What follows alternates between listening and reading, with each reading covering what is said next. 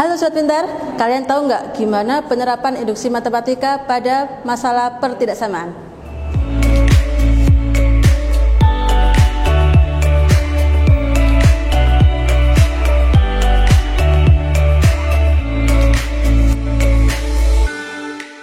Oke, Assalamualaikum warahmatullahi wabarakatuh. Halo Sobat Pintar, ketemu lagi di channel Belajar Online. Pada kesempatan kali ini bersama Bu Wilda kita akan belajar bersama-sama tentang bagaimana penerapan induksi matematika pada pertidaksamaan. Pada pertemuan sebelumnya kita sudah membahas tentang bab induksi matematika. Yakni pertama kita bahas bagaimana prinsip-prinsip dari induksi matematika. Ada berapa langkah kemarin? Iya, ada 2 langkah ya. Yang pertama adalah langkah awal. Langkah awal di sini harus P1 benar.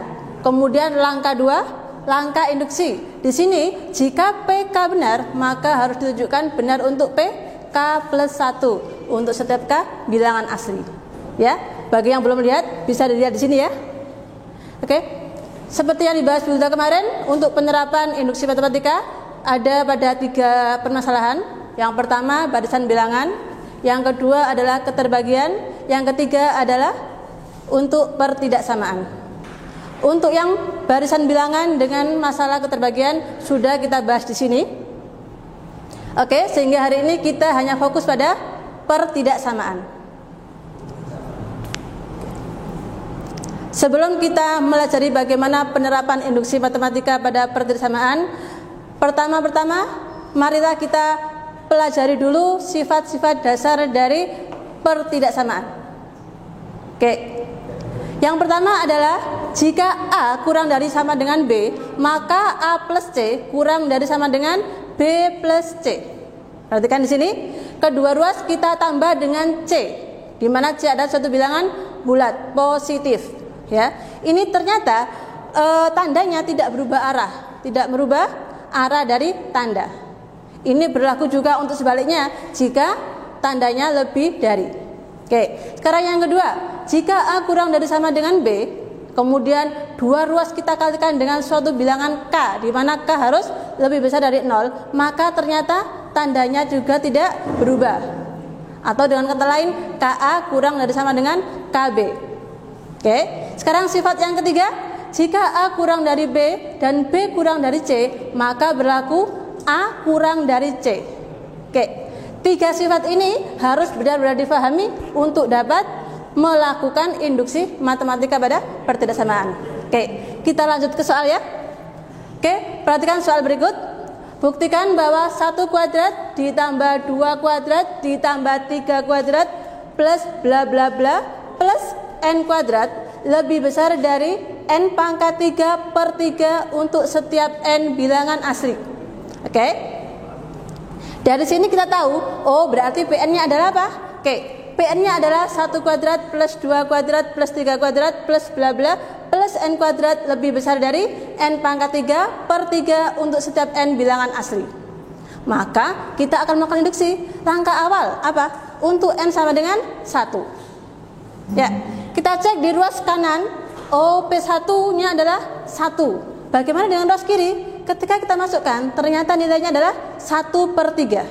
Sekarang perhatikan, apakah nilai 1 itu lebih besar dari 1 per 3? Iya, benar ya. Berarti P1 bernilai benar.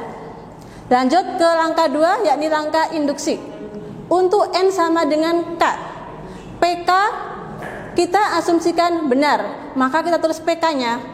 Berarti kalau PK berarti apa? 1 kuadrat ditambah 2 kuadrat ditambah 3 kuadrat plus bla bla bla plus K kuadrat lebih besar dari K pangkat 3 per 3. Ini kita asumsikan benar ya.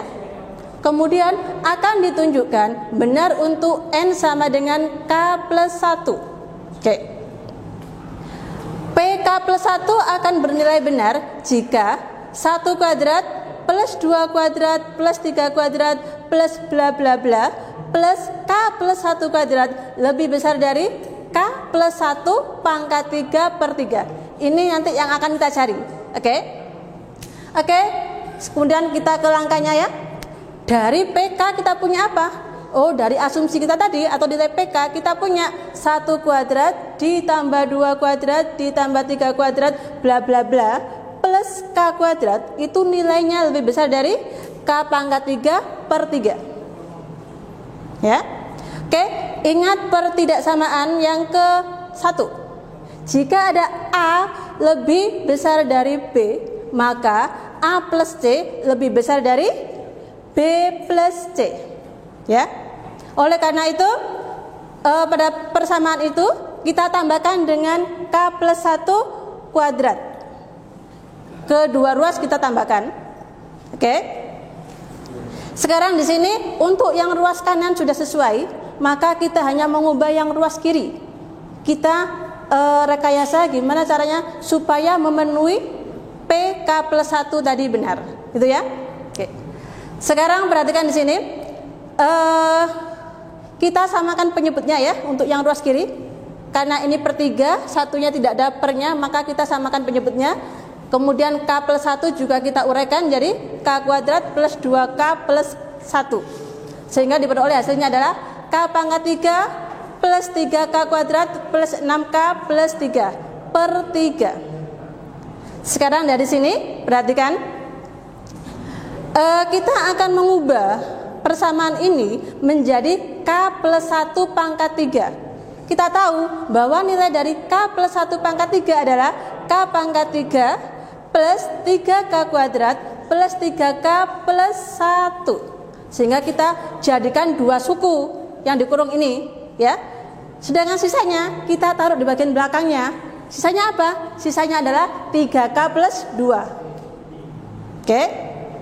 Karena kita tahu bahwa nilai yang suku depan, yang dalam kurung yang depan itu nilai sama dengan K plus 1 pangkat 3, maka kita jadikan persamaan seperti ini. K plus 1 pangkat 3 plus 3K plus 2 per 3. Sekarang perhatikan nak, kita tadi punya K itu bilangan asli, sehingga nilai dari 3K plus 2 pasti positif.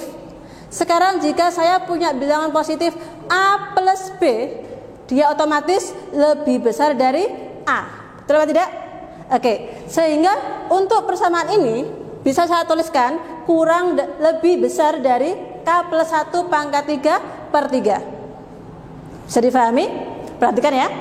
Oke, berdasarkan sifat yang ketiga tadi, jika ada A lebih besar dari B, B lebih besar dari C, maka berlaku A lebih besar dari C. Ya. Oke, berarti dari persamaan yang terakhir kita punya bahwa berarti bisa saya simpulkan bahwa 1 kuadrat plus 2 kuadrat plus 3 kuadrat bla bla bla plus K kuadrat plus K plus 1 kuadrat nilainya lebih besar dari K plus 1 pangkat 3 per 3. Dengan kata lain, terbukti bahwa PK plus 1 benar. Oke, karena langkah awal betul, kemudian langkah induksi juga benar, maka pernyataan ini bernilai benar, terbukti.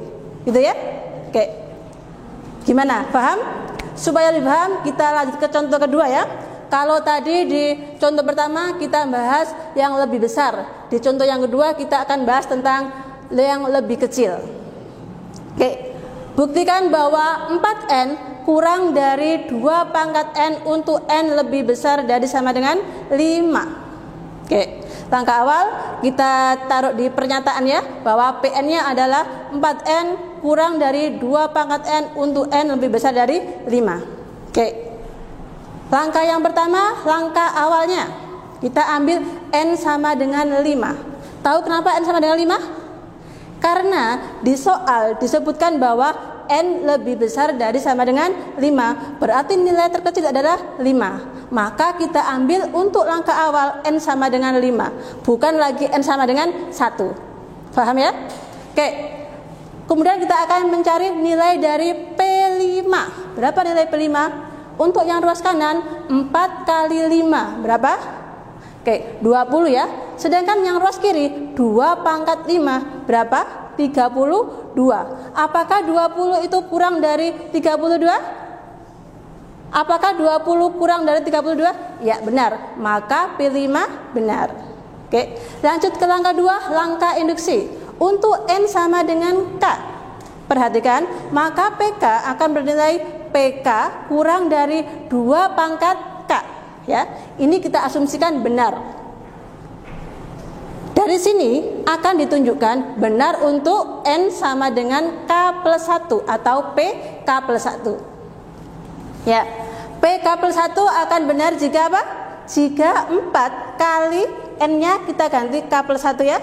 4 kali K plus 1 kurang dari 2 pangkat K plus 1. Gitu ya.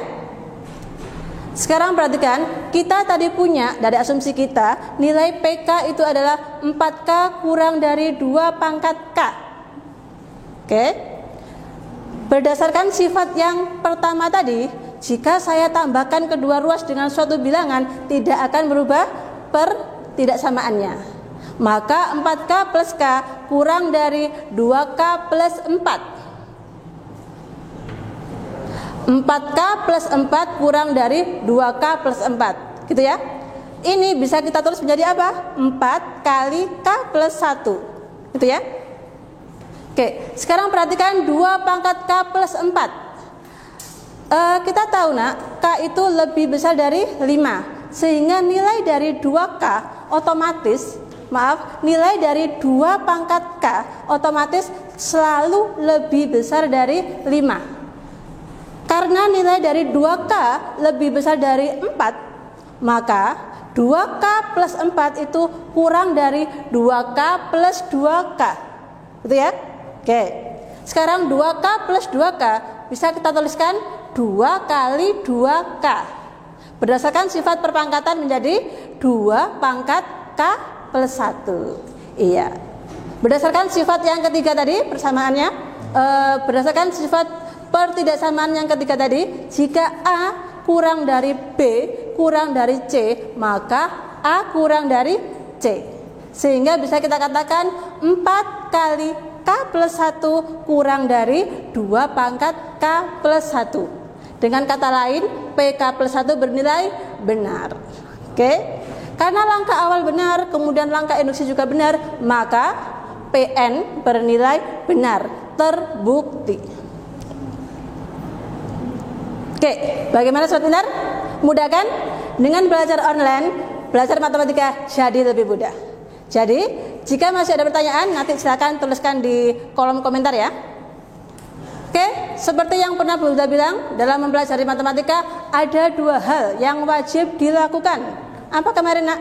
Yang pertama adalah wajib paham konsep. Oke, ini wajib ya. Yang kedua, harus wajib latihan soal.